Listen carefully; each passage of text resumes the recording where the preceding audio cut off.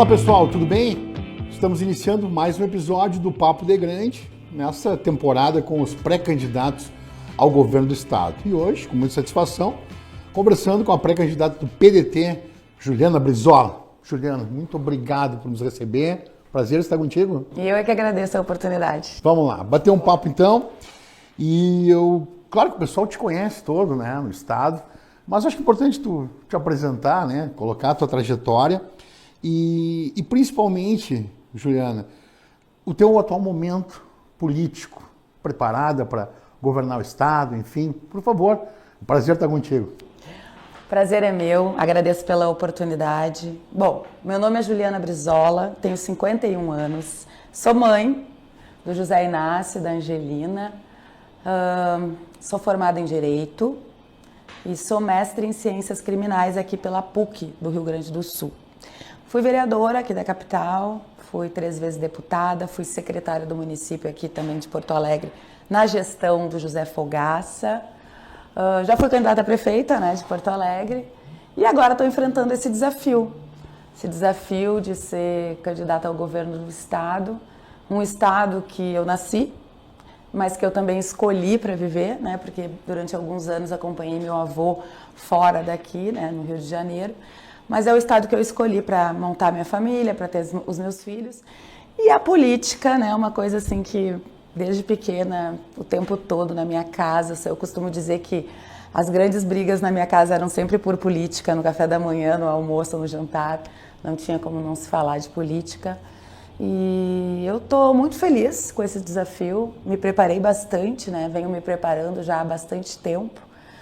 Entendo que é muito importante, sabe, a ocupação desses espaços de decisão pelas mulheres, já que a gente é a maioria do eleitorado, a maioria da população, a maioria chefes de família, a nossa representatividade ainda é baixa, né, perto do que nós representamos na sociedade. E estou pronta para resgatar o meu estado, né, o estado que eu amo, ao protagonismo que ele merece. Perfeito. Nessa linha de resgate do estado, o Rio Grande do Sul já teve posições, digamos assim, na economia brasileira de maior relevância. Hoje, nossos índices não são os melhores. Como fazer para retomar esse protagonismo do Estado, tornar o Estado pujante novamente? Que planos, que projetos tu tem para isso? Sabe que eu acredito no desenvolvimento econômico e social concomitantemente, né? Um não acha que possa vir sem o outro. Existe um grande gargalo para o nosso desenvolvimento econômico que se chama educação de qualidade. Eu não conheço nenhum estado, nenhum país que seja desenvolvido economicamente e que não tenha uma educação de qualidade. E esse é um ponto fraquíssimo, né, que eu pretendo resgatar. Agora, nós precisamos, né, o Estado não pode ser um entrave também para quem quer empreender, para quem produz, para quem gera emprego. O Estado tem que andar ao lado. Eu não sou favorável a um Estado grande, inchado, inoperante. Eu sou favorável a um Estado indutor, que induza políticas públicas, né, de desenvolvimento. Então ele não pode ser um entrave para o empreendedor e para o empresário empreender. Tem que estar ao lado, tem que ajudar com política pública, com incentivo, barrar um pouco essa burocratização. Hoje a gente infelizmente tem uma alíquota de CMS alta, né, o que muitas vezes dificulta pensar, estudar para ver se gradativamente a gente não consegue baixar essa alíquota. Eu sei que isso é uma tarefa muito árdua, porque eu particularmente não esperava que o governo fosse dizer que para o ano que vem já tem um déficit primário de 4,8 bi. Né? Eu estive conversando com os empresários, falando da minha vontade de reduzir gradativamente essa alíquota, mas quando me deparo com um rombo desse valor, a gente vai ter que repensar como vamos fazer. O que eu me comprometo é não aumentar impostos, o que eu acho que isso já facilita bastante para desenvolver o Estado. Para desenvolver o Estado, a gente também precisa olhar para a nossa infraestrutura, né, que infelizmente é uma infraestrutura que não comunica com a potência da nossa economia. E nós precisamos escoar a nossa produção. Acho que o país lá atrás fez uma escolha equivocada quando largou de lado as ferrovias, né? Acho que isso é algo que prejudicou muito o nosso estado no desenvolvimento econômico e as nossas estradas, né? Por longos e longos e longos anos abandonadas. Então, é um combo, né, para a gente resgatar o desenvolvimento econômico, mas isso é algo muito importante para o próximo governo. Agora, tu tem uma ligação estreita, falávamos isso antes, com São Borja, né, por exemplo, conhece muito bem, e a gente tem 2 estados, né, praticamente, da metade sul para baixo, ainda menos desenvolvida. Nós temos uma realidade de região metropolitana, Serra, e também já Passo Fundo, ali o norte, Erechim. Mas de Santa Maria para baixo, a nossa região lá, carece muito ainda de novas fontes de receita, de economia, enfim. Como é que tu enxerga essa parte da metade sul lá, tua São Borja, Santa Maria, a nossa cidade lá? Como desenvolver essa parte do estado? Parece que essa parte foi esquecida, não é? E isso é muito triste porque é uma região que já foi muito pujante. Nós precisamos resgatar, principalmente porque ali é uma das grandes saídas, inclusive, para o Mercosul. É uma ligação que a gente tem forte com o Mercosul. Então, a gente não pode desperdiçar. Eu vou dar prioridade. Acho que a gente tem como fazer parcerias com esses bancos de fomentos, né? O próprio BRDE, o Banrisul, o Badesul, para que a gente possa levar investimentos para lá, melhorar a malha viária, né? Porque ali a 287 que vai até São Borja, apesar de não ter nenhum pedágio, ela também é uma estrada muito fraca.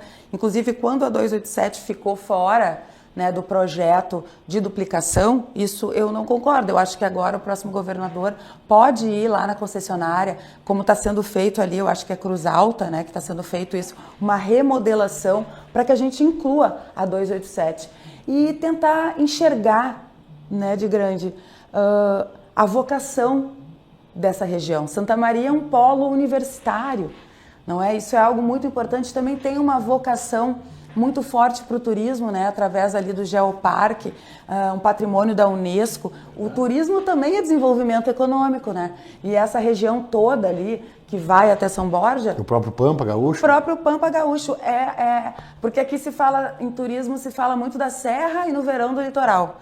Mas o Rio Grande do Sul como um todo tem grandes potenciais turísticos e turismo é algo muito importante para trazer os turistas, para a gente gerar emprego, gerar renda. Então, ali essa região tem muito potencial, que eu acho que ela está esquecida e nós vamos ter um olhar especial. Legal. Tu falou em logística, infraestrutura, tu citou a 287. E Santa Maria também tem algumas reivindicações pontuais da cidade lá. A 287 é uma, tem um trecho da RSC que passa ali em Camobi, né, num bairro que leva para a Universidade Federal. A cidade pleiteia a duplicação. Não se tem recursos. Tem a questão do hospital regional também, que é um baita aparelho de saúde lá que está meio ocioso, né? Não está no seu pleno.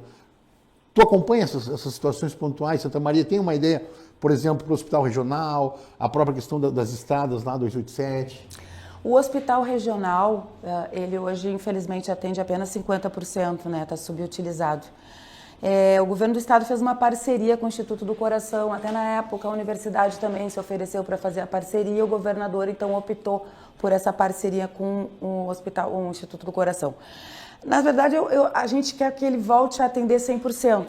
Para isso eu trago um projeto que a gente idealizou na Assembleia Legislativa, que depois foi dado seguimento pelo Dr. Tiago e pelo Dr. Ayrton Atos, que é o Pró-Hospitais. O que seria o Pró-Hospitais? O Pró-Hospital é o seguinte: o empresário, quando ele vai pagar de imposto o seu ICMS, ele pode pegar 5% desse imposto e destinar diretamente aos hospitais filantrópicos e santas casas. Não é diretamente, ou seja, acaba sendo até um exemplo muito bom de parceria público-privado, né?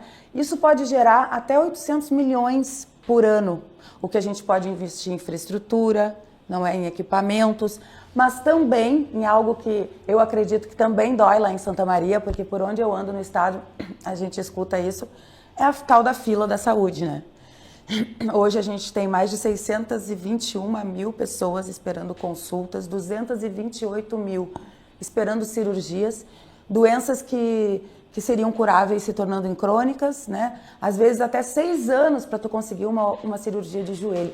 E esse projeto vem justamente nesse sentido, né? Para que a gente invista na saúde, consiga atender essas pessoas. E o hospital regional vem muito nesse projeto.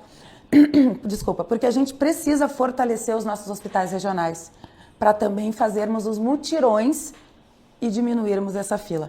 O meu governo vai ter um olhar muito especial para os hospitais regionais. Nós vamos fazer o Hospital Regional de Santa Maria ser regional de verdade, né? E atender 100%. Pensa, ele atende 100%, ele atende SUS. Nós precisamos fazer que ele atenda 100%.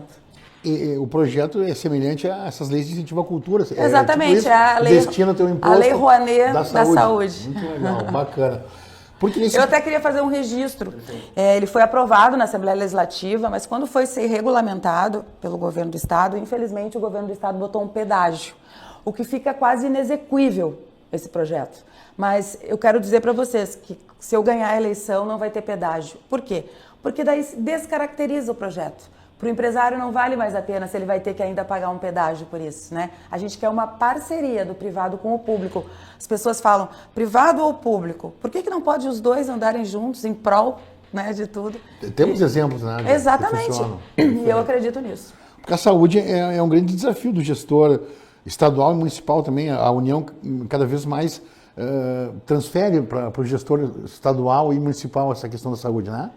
E além disso, a gente precisa também pensar na saúde, na questão da prevenção. Porque a saúde é um saco sem fundo, né? Quando entra lá para dentro, tu começa numa doença, vai para outra doença, tu já tá tratando lá na ponta, né?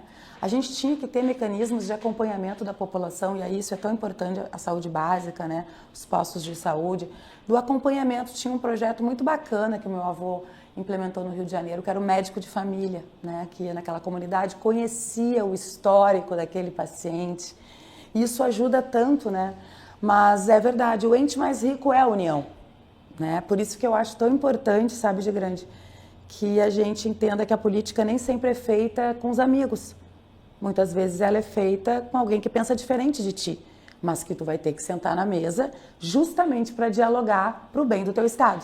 Então, independente de quem estiver lá na cadeira do Planalto, eu vou lá buscar tudo aquilo que o Rio Grande do Sul tem direito. Porque eu acho que é isso que também que falta. Diálogo, é muita vaidade. Com esse eu não converso, com aquele ali não. Gente, e as pessoas? A política, ela precisa voltar a servir as pessoas. Independente da questão ideológica, tem que sentar e construir junto. Tem que funcionar. Eu posso ter uma coligação hoje, mais centro-esquerda, né? Mas talvez eu seja eleita por uma parcela da população, mas eu vou governar para todos, inclusive para aqueles que não me escolheram. Segurança pública, também é um tema muito sensível para a comunidade. O atual governo vem apresentando alguns índices, mas nós temos a questão do feminicídio, que vem crescendo muito, vem assustando a população. Você, como mulher, como é que tu enxerga a questão da segurança pública? Tem também a questão das câmeras corporais da brigada, que também é uma resistência. Que projetos tu tem para segurança? Como é que tu vê essa crescente também do feminicídio como um crime preocupante? Isso é algo que está batendo na porta da sociedade, né? Isso ele não é um problema das mulheres, é um problema da sociedade. E eu acredito que é dever do Estado proteger as nossas mulheres. Nessa pauta de grande, eu falo como mulher, né? Como todas que estão lá fora falando, parem de nos matar, parem de matar os nossos filhos. Mas eu estudei, né? Eu fiz um mestrado em ciências criminais, estudei muito a questão da segurança pública, e então eu preciso trazer respostas técnicas, né? A gente tem que trazer quem pensa, quem estuda. E nesse sentido do feminicídio, eu trago um caso, assim, um projeto que deu muito certo na Espanha, que hoje é o país que menos feminicídios tem, né? Que é baseado em inteligência, integração e monitoramento.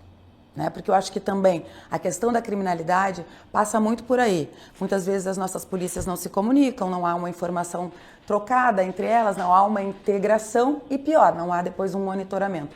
Nos feminicídios é muito assim. Lá eles fizeram um projeto que deu muito certo, que hoje a Espanha tem índices baixos, né, de feminicídio, que chama avaliação de risco, ou seja, a vítima na sua primeira denúncia, ela vai preencher várias perguntas lá que vão começar a avaliar o nível do risco. E tem arma de fogo, qual o tipo de ameaça, já teve uma agressão física.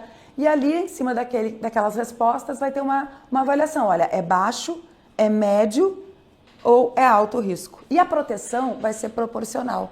Ou seja, aquela mulher tem baixo risco. A Patrulha Maria da Penha pode passar uma vez a cada 15 dias, pode ligar tantos dias, ver como é que tá. Ah, não, é médio risco. Olha, não, aqui é toda semana. Aqui a gente tem que monitorar toda semana. Aqui não, olha, é alto. Ah, essa mulher precisa, inclusive, ser buscada em casa para ir até o ponto de ônibus. A gente faz uma parceria com as guardas municipais, que em muitos municípios isso já está dando certo, e consegue baixar os índices, né? Outra coisa que eu acho muito importante, isso é a curto prazo, é para amanhã que tem que ser feito, mas tem coisas a médio e a longo prazo. Por exemplo, eu sou mãe, tenho 2 filhos, um menino e uma menina. Eu converso com meu filho, né? Ele já é um adolescente, tem 16 anos, a gente sabe o quanto as redes, né, hoje em dia são perigosas, os meninos, né, se sentindo pouco amados pelas meninas, começam a fazer várias questões nas internet. Então eu converso muito com meu filho para ele respeitar as mulheres. Acho que o meu exemplo também é um exemplo válido. Eu fui, né, para a luta, enfim, botei a cara na vitrine, sou uma batalhadora, ele me vê sair de casa todo dia, de manhã cedo, voltar à tarde. Boto ele para lavar louça, né? Falo que isso não é serviço de mulher, não é serviço de menina, só de menina, né? Converso muito. Mas, claro, tenho medo. E a minha filha? A minha filha, eu tenho medo que ela não seja respeitada, né? Então, que tipo de meninos nós, pais, estamos criando? Aí vem a educação também, né? Então, eu sou favorável que a gente leve esse debate para dentro das escolas. Eu vi que na Grã-Bretanha eles estão levando e está dando muito certo, né? É uma aula dos meninos respeitarem as meninas. Porque, às vezes, os nossos meninos, eles não têm um bom exemplo dentro de casa. Às vezes, os nossos meninos são muito cobrados também, para serem provedores, para serem másculos, para serem isso. E eu acho também que com essa nova mulher, que vem a passos de formiga, mas vem para o mercado de trabalho, a mulher com independência financeira escolhe se fica num casamento ou não, essa independência na mulher está deixando os homens meio perdidos também. Então eu acho que a gente também tem que chamar os homens, né? Eu fico muito feliz porque o meu vice de grande, ele é atuante na pauta feminina. Ele é o autor da lei das tornozeleiras aqui no estado. Ele também na pandemia teve um projeto muito interessante que era o da máscara roxa, né? Que a mulher chegava na farmácia e pedia uma máscara roxa. Então são várias situações. Eu preciso dizer que a segurança pública, ela no geral melhorou no estado.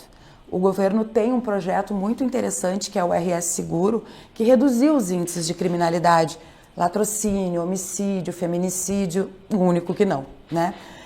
Nós vamos manter o que está bom, porque não acho que precise ser terra arrasada. Se os índices melhoraram, se há comprovação, se há evidências, né? Se trabalha com evidências, vamos manter. Agora, o feminicídio a gente entende que ele não foi encarado, que se demorou muito para olhar para isso. Inclusive, com a extinção da Secretaria de Políticas Públicas para as Mulheres, algo extremamente equivocado, porque as mulheres são a maioria da população. Como é que a gente não vai ter uma secretaria que faz política pública para a maioria da população? Ela foi extinta durante muitos anos, o governador sabiamente retomou, mas demora até começar a política pública sair do papel e chegar nas pessoas. Então, a gente vai manter a secretaria, vai fortalecer essa secretaria. As mulheres serão prioridades. No meu governo nem poderia ser diferente, né? Porque eu sou mulher.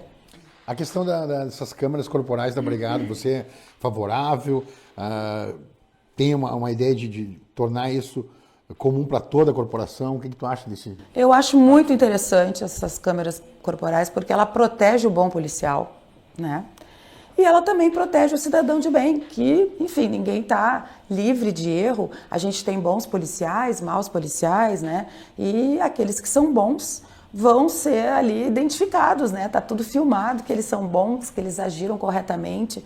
Mas eu preciso te dizer que, assim, quando eu fui candidata aqui em Porto Alegre, a gente andou por muitas comunidades. Aqui tem uma comunidade muito grande, que é a Cruzeiro, uma comunidade muito querida. E 90%, 99% das pessoas que moram lá são trabalhadores e trabalhadoras do bem, né? Que acordam cedo, pegam um ônibus lotado, ganham salários irrisórios. E eu fui lá escutar as mães, né? Pensando que elas iam me dizer, olha, falta creche, falta vaga em creche, o posto de saúde não funciona 24 horas. E claro que essas reclamações sempre vêm, mas a maior reclamação das mães das comunidades é o seguinte, elas têm medo que os filhos não vão voltar para casa. Pela forma, às vezes, muito agressiva, né, que os policiais vão, só pela cor do menino, porque o menino veste uma roupa, né, um pouco mais simples, e elas têm medo que os filhos não voltem para casa, porque todo mundo que mora na comunidade, para algumas pessoas, é bandido. E essa mentalidade, ela tem que acabar. Então, eu acredito que essas câmeras, elas são muito boas e a gente precisa de investimento para colocar em toda a corporação. Perfeito. Educação, tenho certeza que é uma pauta muito cara para ti, pelo histórico do partido, teu próprio avô, como tu citou. Falamos da questão, né, da mulher e a educação com os meninos. A educação em si do Estado. Também o Estado já foi referência na educação nacional, né, ponteando os índices de educação, e hoje a gente vem perdendo espaço para outros estados da União. Como é que tu vê o atual momento da educação no Estado? Que planos tu tem para a educação? A relação com os professores, com o próprio CEPERS? Então, de grande, a educação, infelizmente, no nosso estado, ela foi deixada de lado durante muitos anos, né? Tu mesmo disse, assim, eu acho que o gaúcho tinha muito orgulho. A gente subia, né, Santa Catarina, Paraná, São Paulo, Rio de Janeiro, e todo mundo dizia, nossa, o povo gaúcho é letrado, é escolarizado, é politizado. E isso não teve mágica, né? Aqui nesse estado, teve um governador que há 50, 60 anos atrás investiu em educação. Aqui naquela época o problema era o analfabetismo, e aí não sei se tu já ouviu falar, mas as famosas brisoletas, né, que permearam esse estado todo, onde tinha criança, tinha uma brisoleta e uma professora para alfabetizar essas crianças. Depois do exílio, quando meu avô volta, ele percebe que o grande gargalo da educação era a qualidade dentro de aula, né? E aí ele, junto com o professor Darcy Ribeiro, então, eles desenvolvem aquele projeto das escolas de tempo integral, os famosos CIEPs, né? Que aqui no Rio Grande do Sul o Dr. Colares fez alguns. É a escola que a criança entra de manhã, a primeira aula é um café da manhã, porque a gente sabe da vulnerabilidade dessas crianças, né? E ali ela vai ter um acompanhamento, assim, além de matemática, geografia, história e português, ela vai ter dentista, ela vai ter esporte, ela vai ter cultura. E quando ela for embora, ela ainda vai ter tomado um banho, vai ter jantado. E é assim, para os pais trabalharem tranquilos, claro, mas não é só isso. É que tipo de criança a gente está criando. Quando eu te falei que eu converso com os empresários, eu ouço muito deles assim, a mão de obra está muito desqualificada. Por quê? Porque o grande gargalo da educação no nosso estado é a educação básica, né? Nós temos várias universidades boas, nós temos colégio de ensino médio bom, claro que sempre podem melhorar, mas a educação básica é o gargalo, é esse IDEB, né, que a gente enxerga. Eu não acredito em desenvolvimento econômico sem uma educação de qualidade. Eu acredito na escola de tempo integral para resgatar essa qualidade do ensino. Eu tive agora há poucos dias no Chile, numa reunião lá da Internacional Socialista, e vi uma pesquisa que comprovou que a criança que fica até 7 horas, no mínimo 7 horas na escola, ela, na vida adulta, ela chega a ganhar 14% a mais, né, no salário. Então, isso é cientificamente comprovado. Outra questão, eu também não acredito que a educação pode melhorar se a gente não valorizar os nossos professores. Tu falou do CEPERS, eu tive no CEPERS, no congresso do CEPERS, e assim, de grande, é muito triste a forma como o Estado está tratando os nossos professores. Tem professora aposentada que está ganhando R$2.000 por mês, depois de passar anos e anos no chão de sala de aula. Dar aula para a criança, ensinar as crianças, olha que tarefa bonita, mas que tarefa árdua. A gente com 2 filhinhos já fica estressada, imagina uma sala cheia de 35 crianças e colégios sem infraestrutura. Não tem biblioteca, não tem laboratório, não tem uma quadra esportiva. Os nossos professores perderam muito financeiramente. Estão trabalhando muito em cima da meritocracia dos professores, sem dar a menor condição para isso. Os professores estão estressados, desmobilizados, e a gente precisa, porque são eles que mobilizam as nossas crianças, os nossos jovens, que motivam a estudar. E olha a importância de um professor, né? Quantos abusos em casas foram descobertos nas escolas pelos professores, aquele professor amigo das famílias. Então eu pretendo fazer uma revisão, a carreira foi completamente desmontada, né? Eu pretendo sentar com o CEPERS, sentar com o Departamento de Finanças, né, com a Secretaria da Fazenda, e nós vamos valorizar os nossos professores. Não é da dia para a noite, né? Mas a gente vai gradativamente dando mais dignidade aos nossos professores, porque eu não acredito em escola de qualidade com um professor desvalorizado e desmotivado. Inclusive o piso da categoria é uma reivindicação, né? Uma reivindicação histórica, né? E a gente também não pode esquecer os funcionários de escola, né? Eu vi, assim, conversei com as merendeiras, poxa, elas cozinham para aquelas crianças, né? Criança que às vezes só tem aquela refeição e são completamente desvalorizadas, né? Ganham um salário que mal e mal dá para pagar as contas no final do mês. Muita gente endividada, né, no meio dos professores, tirando consignado e consignado no Banrisul. É uma tragédia isso, né? Não tem como desenvolver o nosso Estado se a gente não olhar para a educação de uma forma séria. Agora, eu penso também às vezes, será que esse sucateio na educação, será que isso é uma crise, né? Ou será que é um projeto? Né? Porque a quem serve um povo desescolarizado? Eu tenho certeza, de grande, que muitos políticos não chegariam lá em Brasília se o povo tivesse mais conhecimento. Verdade. Inclusive, a gente conversava sobre a questão dessa privatização das escolas, né? Aqui no estado de Santa Maria, por exemplo, tem 6 ou 7 escolas previstas nesse projeto. Tu chegou a estudar já esse projeto do governo? Eu tenho conversado bastante, né, com as pessoas da área, com professores, né, diretores de escolas, enfim, várias militantes também da educação dos nossos partidos, né, somos 8 partidos, enfim. Na verdade, né, eu não sou contra, sabe, parceria pública e privada. Ela tem que ser boa para as pessoas, né? A questão é só o seguinte, eu não vejo que a educação é uma área que deveria ser privatizada. Concessão de estrada, ok, tantos outros serviços que podem ser, né? Mas assim, educação é algo tão do nosso povo, né? Tão do nosso estado. E a outra coisa, né? Na saída do governo, ao apagar das luzes, nós vamos então privatizar e entregar. Teve 8 anos para fazer isso, defender isso, e vai fazer no final sem precisar mais defender. Está muito nebuloso, não teve conversa, não teve diálogo com a comunidade escolar. Eu, quando fui deputada estadual, legislei muito na educação e aprendi. Nada pode ser construído na educação que não seja construído com a comunidade escolar. Com os pais, com os professores, com os alunos, quem está lá dentro. Quem vive a realidade. Quem vive a realidade lá dentro, de cima para baixo, não dá certo. Quando a gente aprovou a escola de tempo integral, a obrigação do Estado ofertar o tempo integral nas escolas, a gente viu que tinha muitas localidades que o tempo integral não cabia. E a gente tinha que respeitar a realidade daquela localidade. Então, eu acho que faltou conversa. Eu não pretendo levar adiante esse projeto de privatização das escolas, pretendo rever, inclusive se ele por acaso for feito, porque parece que nem pela Assembleia vai passar, né? Parece que já é um ato direto do governador, mas a gente pode questionar tudo, né? Com certeza. Questão do clima aqui no estado, a gente está com o Guaíba aqui na nossa frente e não tem como não lembrar das enchentes, né, que tomou conta de tudo aqui. A tendência é que cada vez mais os fenômenos climáticos afetem o estado. Nós aprendemos com as últimas enchentes, o que tu acha que pode melhorar? Como trabalhar isso que também daqui a pouco virou até uma pauta ideológica, o pessoal, né, tornou isso uma pauta ideológica, o clima, se é que tem como fazer isso. Como é que tu vivenciou a grande enchente aqui no estado, a última? Como é que tu pensa nisso tudo? A gente aprendeu a lidar com isso? Temos que melhorar? O que pode ser feito? Isso aqui que tu tá vendo ficou todo inundado, ó, tudo debaixo d'água.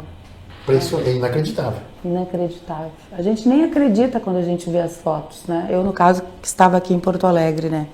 Sei que outras regiões também foram extremamente atingidas. Olha, eu acho que o povo gaúcho, né, ele deu uma lição, assim, de muita solidariedade, sabe? De muita força naquele momento, assim, mostrou exatamente as nossas origens, assim, né? O quanto somos corajosos, resistentes, mas também acho que o povo gaúcho se sentiu muito sozinho em muitos momentos, né? E eu acredito que até agora ainda estejam se sentindo, porque tem muita gente que ainda não conseguiu reconstruir a sua vida, a sua casa, né? Porque as pessoas perderam a vida delas, né?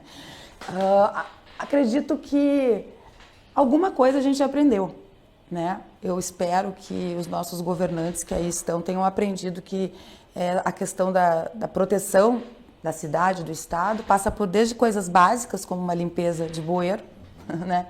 Como coisas maiores, como o desassoreamento do Guaíba, dos nossos córregos, né? As reconstruções, que elas sejam feitas também com um outro olhar, né? Não adianta tu construir a mesma ponte, porque o fenômeno climático ele vai voltar. A gente agora já está na iminência de um novo super El Niño. Eu vi que eles estavam se reunindo em gabinetes para, enfim, começar a se preparar. Mas a questão é essa, nós precisamos nos preparar. Não dá para fazer tudo igual como foi feito, né? Desde a questão básica até uma questão mais grandiosa, ela tem que ser preparada.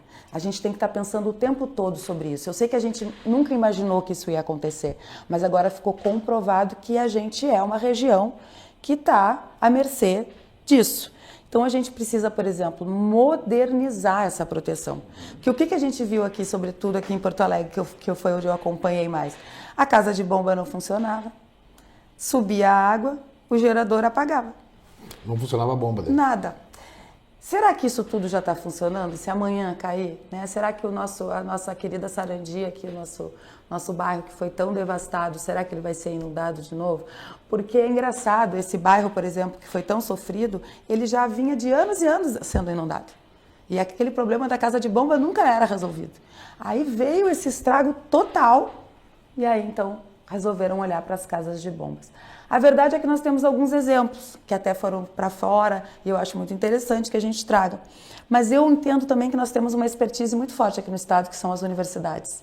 Eu conversei muito ali com o departamento de climatologia da PUC, onde tem gente que é bambambam nisso, sabe? Craques.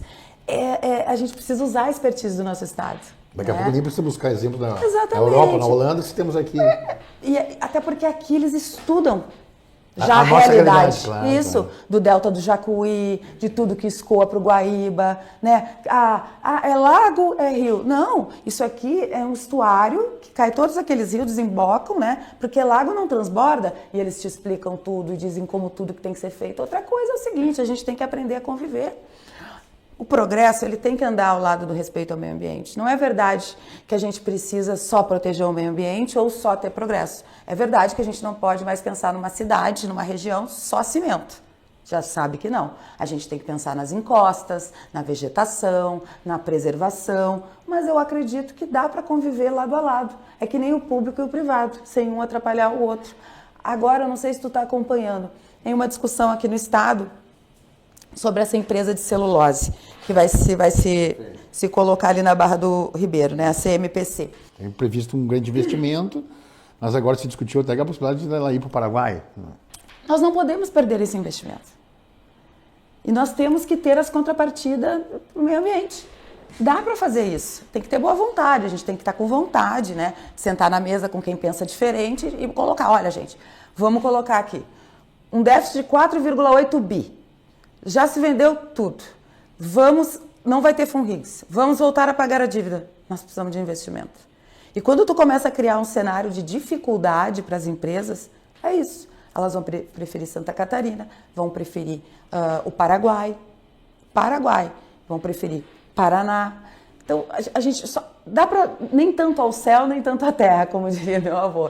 Mas, assim, a verdade é que essa empresa é muito importante, o investimento que ela vai trazer, sobretudo naquela região sul lá, né, tão esquecida, tão largada, e que tem um potencial tão grande, né, o porto, enfim. Então, são coisas que eu entendo que devem ser revistas, né, mas a reconstrução é algo que nós precisamos olhar com muito cuidado, não pode ser uma reconstrução por si só, refazer tudo de novo como era, e a nossa mentalidade também, né, da proteção do meio ambiente, o quanto isso é importante. Certo. No começo do nosso papo você falou ali que tem que construir, né, independente de quem for o governo federal, a questão ideológica ficar um pouco de lado. Você representa hoje uma aliança de esquerda importante. O próprio Partido dos Trabalhadores deixou de ter candidato próprio depois de muitos anos aqui no estado, e tu que representa. Como é que tu vê esse momento da política super polarizado aqui no estado, no país, no mundo, é assim hoje, e como construir essas pontes, né, sem deixar que a ideologia contamine isso? É possível? A Juliana tem essa habilidade? Acha que é possível essa construção? Eu acredito nisso, eu acredito muito nisso, e te digo mais, o presidente Lula também.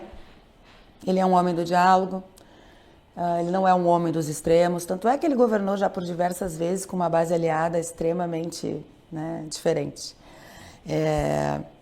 Foi um grande passo aqui do campo progressista, né? Acho que nunca a gente tinha conseguido se unificar no primeiro turno, mas eu acho que é o momento político que a gente vive, né? Porque a gente, enfim, o Rio Grande do Sul enfrenta atrasos enormes na educação, na saúde, na infraestrutura, e o Brasil enfrenta um momento muito difícil, né? Onde muitas questões estão em jogo.